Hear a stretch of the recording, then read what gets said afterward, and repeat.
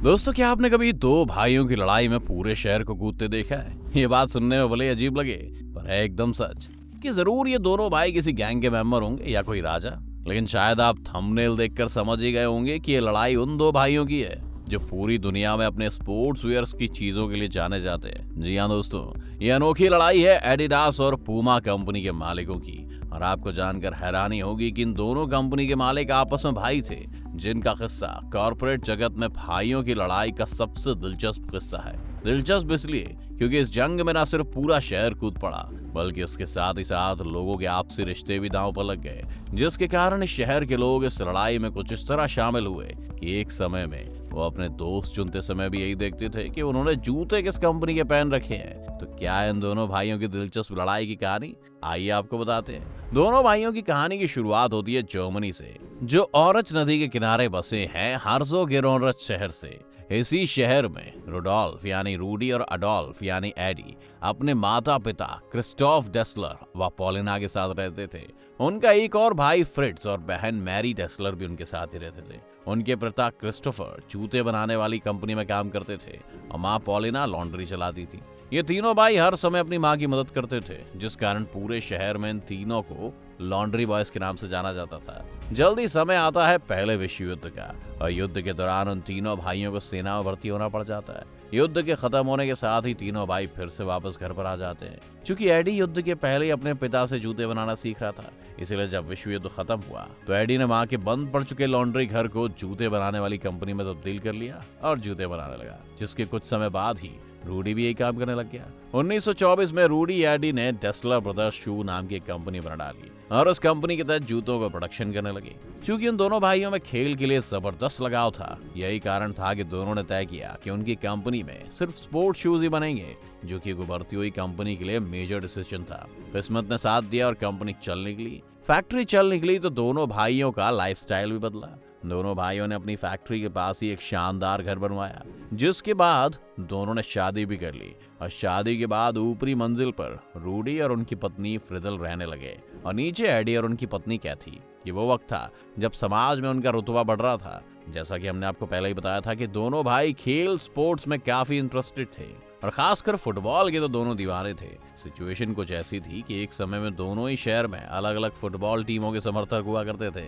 1936 में जर्मनी के बर्लिन शहर में हुए ओलंपिक खेल दुनिया के इतिहास में अहम मुकाम रखते हैं, और एडी रूडी भाइयों के जीवन में भी। खेल शुरू होने से कुछ दिन पहले एडी डेस्लर ने जेसी ओवेंस को अपनी कंपनी के जूते पहनने के लिए राजी कर लिया। जेसी ओवेंस कंपनी के पहले ब्रांड एम्बेसडर बने।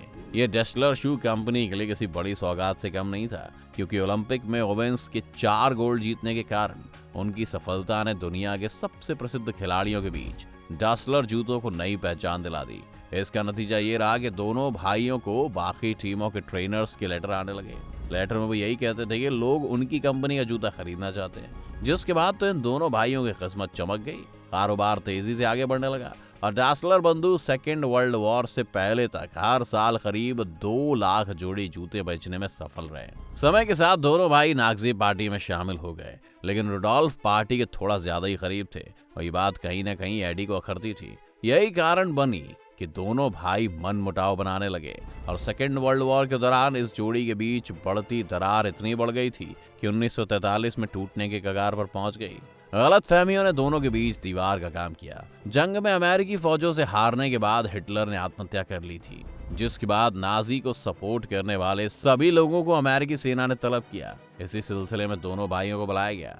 एडी तो जेसी एवेंस को दी गई मदद का हवाला देकर बच निकले, पर रुडोल्फ यानी रूडी को 1 साल के लिए नजरबंद कर लिया गया। नजरबंदी के दौरान रूडी को मालूम हुआ कि किसी परिवार के आदमी ने ही नाजी के साथ उनकी राजनीतिक निकटता के बारे में अमेरिकी सेना को जानकारी दी थी। उनका शक सीधे अपने भाई पर गया।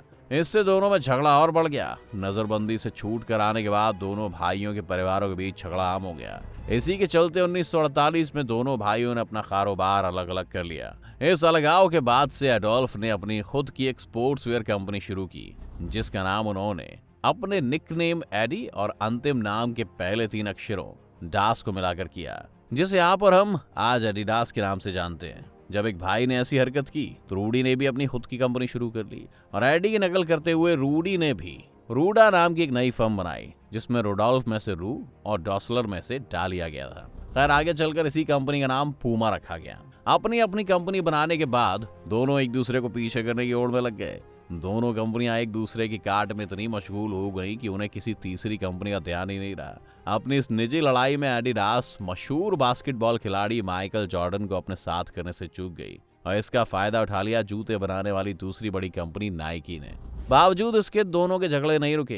दिलचस्प बात तो ये थी कि इन दोनों के साथ साथ उनके शहर के लोग भी लड़ रहे थे। कारण था दोनों कंपनियों का महज 500 मीटर की दूरी पर स्थापित होना। क्योंकि शहर की एक बड़ी आबादी इन दोनों कंपनियों में काम करती थी, लिहाजा शहर के ज्यादातर लोग इस झगड़े की चपेट में आ जाते। एक दूसरे से बात करने से पहले लोग जूतों की तरफ देखते। इसका नतीजा ये हुआ कि अच्छे गुनाह राख को झुकी हुई गर्दनों वाला शहर कहा जाने लगा। हैरत की बात यह है कि एक समय ऐसा भी आया दोस्तों जब इस शहर में शादियां भी जूतों के आधार पर की जाने लगी थी। एडिडास पहनने वाले एडिडास के जूते पहनने वालों से शादी करते और यही हाल पूमा का भी था, जिसका मतलब ये था कि वहां जूते धर्म बन गए थे। इसके बाद ज्यादा दिनों तक झगड़ा करने के लिए दोनों भाई जिंदा नहीं बचे और 4 साल के अंदर ही दोनों मर गए और उनके टकराव को ध्यान में रखते हुए दोनों की खबरें कब्रिस्तान के 2 सिरों पर बनाई गई। आगे 1980 में रुडोल्फ के परिवार ने पूमा कंपनी में अपना 75% हिस्सा फ्रांस की केरिंग कंपनी को बेच दिया। इसके 10 साल बाद यानी 1990 में जिस दिन जर्मनी की फुटबॉल टीम विश्व कप फाइनल में पहुंची थी, उस दिन एडोल्फ डेसलर के परिवार के हाथों से एडिडास का मालिकाना हक छूट गया और इस तरह से दोनों परिवार के हाथों से बनाई हुई ये कंपनियां चली गईं। 2009 में दोनों कंपनियों के कर्मचारियों ने आपसी वैर को भुलाते हुए शहर में एक दोस्ताना फुटबॉल मैच खेला। बाद में रुडोल्फ डेसलर के पोते फ्रैंक डेसलर ने दुश्मनी बुलाते हुए एडिडास के मुख्य कानूनी सलाहकार के पद पर भी काम किया। आज एडिडास का हेडक्वार्टर जर्मनी में और पूरी दुनिया में कई अन्य जगहों पर भी इनका बिजनेस बड़े स्तर पर चल रहा है। इसमें हांगकांग, इंग्लैंड, जापान, ऑस्ट्रेलिया और स्पेन मेन है। 2015-16 में नाइकी के स्थान पर मैनचेस्टर यूनाइटेड के साथ एडिडास ने 10 साल के लिए किट सौदा किया, जो कि करीब $750 मिलियन के आसपास था। खेल के इतिहास में अभी तक का ये सबसे महंगा किट सौदा है। आपको बता दें कि एडिडास ही रीबॉक का भी मालिक है। 2005 में एडिडास ने $3.5 मिलियन में रीबॉक कंपनी को खरीद लिया था। वहीं पूमा को आज भी अपने फुटबॉल के जूतों के लिए जाना जाता है, जिसके अलावा भी पूमा दुनिया का एक बेहतरीन स्पोर्ट्स वियर है। तो आपको कैसी लगी ये कहानी हमें कमेंट करके बताएं। साथ ही वीडियो को लाइक और शेयर जरूर करें और चैनल को सब्सक्राइब भी करें।